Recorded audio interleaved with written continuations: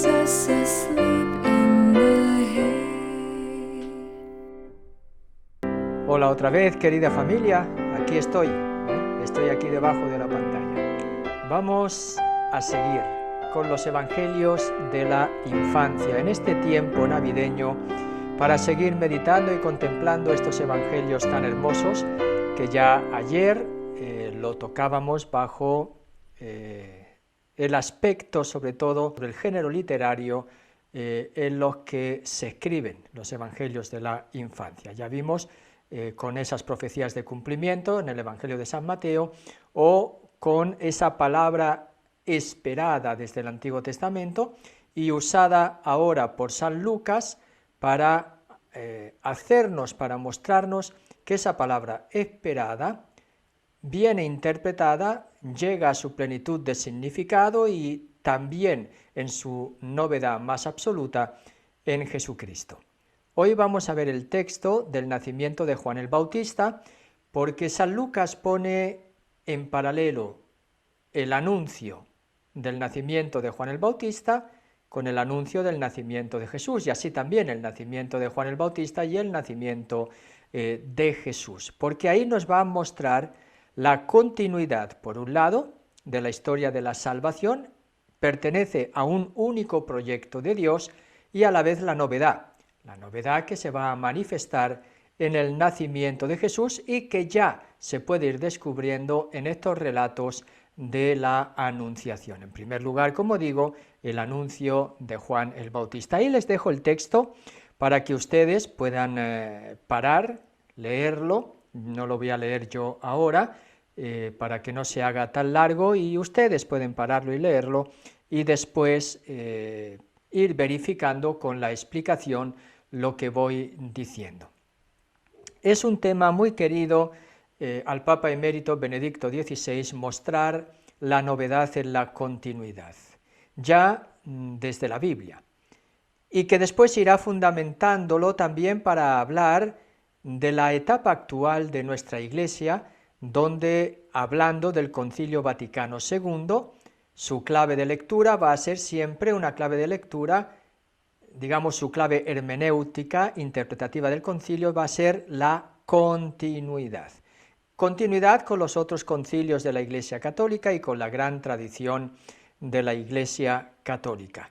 Y creo que es muy importante, ya lo expliqué en el vídeo pasado, caer en la cuenta de esta continuidad, porque así se arraiga, tiene buenas raíces y unifica. La Biblia es palabra de Dios como tal en su conjunto y cada uno de sus libros, porque sabemos que la Biblia es un conjunto de libros, ¿verdad? Pero en su conjunto, como libro único, es una historia de la salvación, donde el protagonista principal, quien es Dios, y el pueblo de Dios, que va a ir descubriendo cada vez más el verdadero rostro de Dios hasta que se le va a manifestar en la plenitud de la revelación que es Jesucristo. Pero vamos a ir explicándolo paso por paso. Lo vamos a ver cómo esta historia, ya presupongo que ustedes han leído el relato de la anunciación del nacimiento de Juan el Bautista, con la aparición del ángel a Zacarías, y aquí vemos que la historia de Juan ya empieza enraizada en el Antiguo Testamento para ir viendo la continuidad de la única historia de la salvación. Es una antigua alianza y una nueva alianza que se anuncia ahora, pero que forma parte de una única historia de Dios con los hombres. La historia de Juan está enraizada, en primer lugar, en el Antiguo Testamento por las personas a las que se anuncia el nacimiento de Juan el Bautista, que como sabemos es presentado como el precursor. Estas personas se llaman Zacarías e Isabel. Tanto Zacarías como Isabel son presentados como provenientes de la familia sacerdotal, dos familias sacerdotales distintas, una que pertenece a la clase de Abías y otra descendiente de Aarón, que es Isabel. Por lo tanto, aquí tenemos que Juan, o en Juan, en la figura de Juan, nos está diciendo el Evangelio de San Lucas, el sacerdocio del Antiguo Testamento es profecía de Jesús, está anunciando a Jesús. Esto va a ser muy importante porque también se ha dicho que Jesús es laico, ¿verdad? Y es un malentendido en la interpretación de Jesús, porque su verdadera identidad sabemos que va a ser, o en él se concentra el verdadero significado del sacerdocio del Antiguo Testamento en su persona. El sacerdocio del Antiguo Testamento ya estamos viendo que se está encaminando hacia Jesucristo, y evidentemente lo que pasa es que Jesucristo no va a ejercer ese sacerdocio como en el Antiguo Testamento, sino que ahí va a venir la novedad, en la continuidad, no en la ruptura. Gracias, porque es una sola historia de la salvación.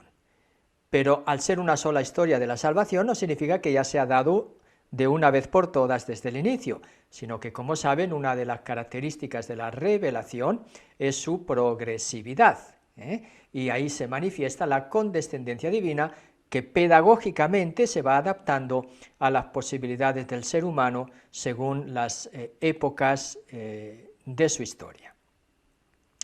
Vemos, por lo tanto, que al ser anunciado el nacimiento de Juan a Zacarías e Isabel, que provienen de familias sacerdotales, ya nos está indicando que el nacimiento de Juan, que la figura de Juan, que la persona de Juan está encaminada hacia Jesús, él prepara los caminos, ¿verdad?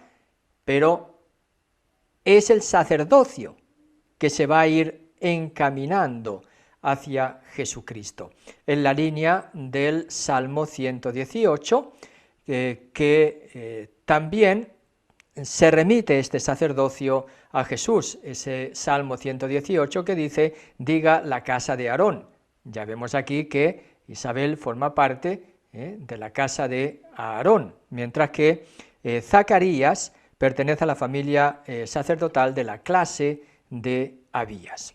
Entonces, en el Salmo 118, que remite a Jesús, se dice, diga la casa de Aarón, ahí está la descendencia, la casa de Aarón, eterno es su amor. Y ahí vemos que la línea sacerdotal también va encaminada hacia Cristo. En ese mismo salmo se dirá que la piedra rechazada por los constructores es ahora la piedra angular, que ha sido citada por los cristianos para referirse a Jesús. El hecho, concluyendo esta primera parte, de que ha sido anunciado a Zacarías y a Isabel, provenientes los dos de clase sacerdotal, implica que ya este anuncio, que todo el Antiguo Testamento, que está sintetizado el sacerdocio del Antiguo Testamento en este anuncio, se encamina hacia Jesús. Hay un segundo aspecto, que es catalogarse a Zacarías como a Isabel con la denominación de justos. Lucas 1:6, son justos ante Dios, dice San Lucas, y caminaban sin falta según los mandamientos y leyes del Señor. Con el término justo se significa el compendio de la espiritualidad del Antiguo Testamento. ¿Quién es la persona justa? La persona justa es aquel que vive siguiendo las indicaciones de la ley, pero no como una normativa externa, sino desde dentro, en el gozo del Señor.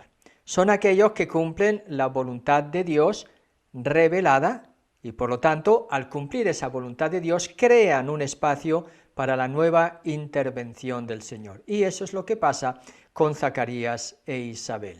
Son personas justas que, cumpliendo la voluntad de Dios revelada, que se manifiesta en sus leyes, van a dar espacio para esa novedad que viene y que inicia ya en el anuncio del nacimiento de Juan el Bautista. En ellos, Isabel y Zacarías, se concentra en una unidad, la antigua alianza y la nueva alianza, formando una única historia de Dios con los hombres. Este es el primer punto que hay que subrayar. ¿Dónde ocurre este anuncio del ángel a Zacarías? Ocurre en el recinto más sagrado, en el templo. a la hora del sacrificio vespertino, cuando se va también a ofrecer el incienso. El incienso está significando la oración, como dice el Salmo 141, versículo 2, suba mi oración hasta ti como el incienso. Es el momento, es el lugar, es la hora sagrada, donde se une el cielo y la tierra. Y es ahí, en ese espacio más sagrado del pueblo de Israel, donde también se va a dar el nuevo paso en la historia de la salvación, y ese nuevo paso está anunciado por el ángel del Señor a Zacarías. Pero ese anuncio está insertado en las leyes de la alianza del Sinaí. Y ya que se realice y que aparezca el templo al inicio en el Evangelio de San Lucas es muy importante, porque también va a finalizar, vamos del inicio al final, va a finalizar con la vuelta a Jerusalén, cuando Jesús resucitado manda a sus discípulos volver a Jerusalén en el capítulo 24, 49, 53. La novedad comienza ya en el templo, insertado en las leyes de la alianza en el Sinaí, en el culto, en el sacrificio, ¿verdad? En la oración, pero ya está anunciando esa novedad de la predicación de la buena noticia, el nacimiento del nuevo pueblo de Dios, de la Iglesia, que se va a dar también desde el templo de Jerusalén. Ahí tenemos cómo ya desde el inicio, en la anunciación, nos está mostrando el Evangelio de San Lucas que el anuncio de la novedad de Jesús se inserta en la historia del pueblo de Israel, porque es Dios quien dirige esa historia. Y a la vez que todo el Antiguo Testamento va encontrando su significación, nos va hablando, nos va preparando el camino para la novedad que se va a realizar en Jesucristo, su sacerdocio, el lugar de su culto, como es el templo, la vida en los mandamientos, como son las personas justas, todos esos espacios, lugares, cualidades personales y vivencia de la religión, es una preparación para recibir a Jesús. En Jesús se va a concentrar, se encamina para ser realizado de una manera plena en Jesucristo. ¿Cómo va a mostrar entonces el Evangelio de San Lucas ese paralelismo entre la diferencia y la novedad? Pero una diferencia que no es ruptura, sino que es continuidad que abre a la novedad, presentando los dos anuncios y los dos nacimientos en paralelo, como son el anuncio de Juan el Bautista y el anuncio de Jesús, el nacimiento de Juan el Bautista, el nacimiento de Jesús, llevando los dos a un encuentro ya desde el seno materno, cuando María visita a su prima Santa Isabel. Entonces es lo que vamos a ver en los siguientes episodios de los Evangelios de la infancia. Aquí me he puesto en medio de los dos, en medio de la Anunciación a María, en medio de Zacarías, para ver cómo se hace una comparación encaminada hacia la novedad. Tenemos por un lado la Anunciación a Zacarías. Zacarías es sacerdote, el mensaje lo recibe en el templo, y lo recibe durante la liturgia, sobre todo la oración vespertina o en el momento de ofrecer los sacrificios vespertinos. Con esto se nos está señalando, ya hemos visto, es lo que hemos explicado hasta ahora, la continuidad del obrar de Dios en la historia. Y así nos lo presenta San Lucas. Por otro lado, San Lucas nos va a presentar la Anunciación a María. Y la Anunciación a María, en primer lugar, así como Zacarías es sacerdote, no se menciona la proveniencia de María, es alguien desconocida. Por otro lado, no es en el templo, sino que será en una casa de Nazaret. Seguramente podemos imaginar esa casa sencilla y humilde. Y finalmente, no es durante el momento más sagrado, podríamos decir, sino que se realiza en una ciudad desconocida en las Sagradas Escrituras, como es Nazaret. Y ahí está la novedad. La novedad que viene expresada como la novedad del grano de mostaza. Jesús va a usar esa comparación para hablar del reino de Dios. El Hijo de Dios viene en humildad y oculto. Ahí tenemos una continuidad del obrar de Dios en la historia, preparando el camino hacia Jesús, pero cuando aparece Jesús se presenta con una novedad absoluta, desde la continuidad, no desde la ruptura. Y esa novedad se expresa con esa terminología y con esa realidad de la humildad, del ocultamiento. El Papa Benedicto XVI emérito le gusta decir en este libro la novedad del grano de mostaza. San Lucas nos va a mostrar cómo la antigua alianza se encamina hacia Jesús con lo que vamos a llamar textos de palabra cumplida del Antiguo Testamento. Y son varios textos que va a presentar. En primer lugar, va a presentar textos históricos del Antiguo Testamento y después presentará textos proféticos del Antiguo Testamento. Esos textos son una palabra que se va a cumplir en los hechos narrados en el Evangelio de San Lucas. Ahí tenemos que los textos históricos se relatan historias de niños engendrados por padres estériles. Y es así que aparece, por ejemplo, en relación con la anunciación de Juan el Bautista, el relato del nacimiento de Isaac en el libro del Génesis, capítulo 18, 10 a 14.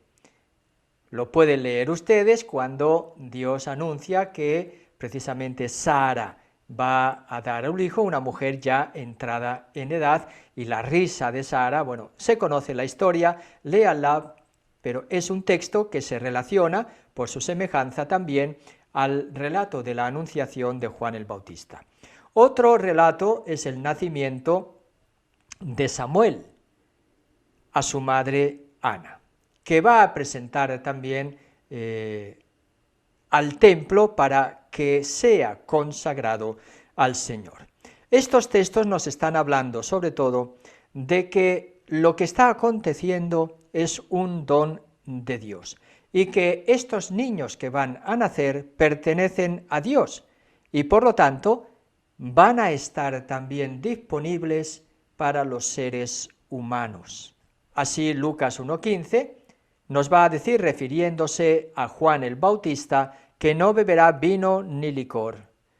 Y esto ya lo está introduciendo en la tradición también sacerdotal, según el Levítico 10:9. El libro del Levítico 10:19 habla a los sacerdotes que cuando hayáis de entrar en la tienda del encuentro, no bebáis vino ni bebida, que pueda embriagar, ni tú ni tus hijos. Es ley perpetua para todas vuestras generaciones. Aquí tenemos que esto que se dice en el libro del Levítico, ahora Lucas lo va a aplicar ¿a quién? A Juan el Bautista. No beberá vino ni licor. Y esto lo introduce en la tradición sacerdotal. Tenemos aquí una conclusión que Juan anuncia con su existencia entera el sacerdocio que aparecerá en Jesús. También Juan ya desde el seno materno se va a llenar del Espíritu Santo, como nos dice el Evangelio de Lucas, capítulo 1, versículo 15. La figura de Juan, que va a ser el que prepara el camino del Señor, se va encaminando hacia Jesús en su sacerdocio. Tenemos sobre todo dos textos proféticos, dos profetas, vamos a decirlo así, Malaquías y Daniel, que tienen esas palabras que son cumplidas en los hechos narrados por el Evangelio de San Lucas en la anunciación de Juan el Bautista. Y estos textos son sacados del profeta Malaquías 3:23 y siguiente, que dice: mirad, os envío al profeta Elías, antes de que llegue el día del Señor. grande y terrible. Convertirá el corazón de los padres hacia los hijos y el corazón de los hijos hacia los padres. Y Malaquías 3:1 nos dice: mirad, yo envío a mi mensajero para que prepare el camino ante mí. De pronto entrará en el santuario del Señor a quien vosotros buscáis, el mensajero de la alianza que vosotros deseáis. Miradlo entrar, dice el Señor de los ejércitos. Ahí tenemos que en la misión de Juan el Bautista se cumple la expectativa de la vuelta de Elías. Por lo tanto, Juan el Bautista, que por el mismo Jesús va a ser calificado como el más grande de los profetas, pero a la vez el más pequeño en el reino de Dios, ahí viene la novedad, es más grande que él. Porque por encima, Juan el Bautista está preconizando, más allá del ser profeta, la llegada de Dios mismo, como dice Malaquías 3:1, yo envío a mi mensajero para que prepare el camino ante mí. Y eso es lo que preconiza Juan el Bautista, que llega Dios. Y eso va a marcar la dirección definitiva a la historia. Otro texto profético que San Lucas nos muestra como palabra cumplida en los relatos de la anunciación de Juan el Bautista es el texto de Daniel, capítulo 9, 21. Porque es el único profeta que va a mencionar a Gabriel, y justo lo hace en la hora de la ofrenda vespertina, como cuando se aparece el ángel también Gabriel a Zacarías para anunciarle en la ofrenda vespertina el nacimiento de Juan el Bautista.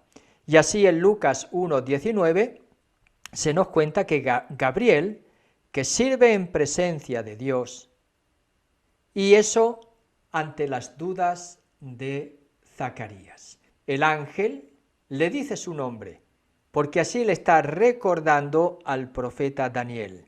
Con esta revelación del nombre de Gabriel por parte del ángel, se le está anunciando a Zacarías que el tiempo anunciado ya en la época de Daniel se ha cumplido la hora escatológica de la salvación. Ha llegado la plenitud de los tiempos donde Dios va a intervenir de una manera definitiva. Ahí vemos una vez más cómo San Lucas nos presenta la palabra cumplida del Antiguo Testamento en los relatos que nos está anunciando. Joy to the world, the Lord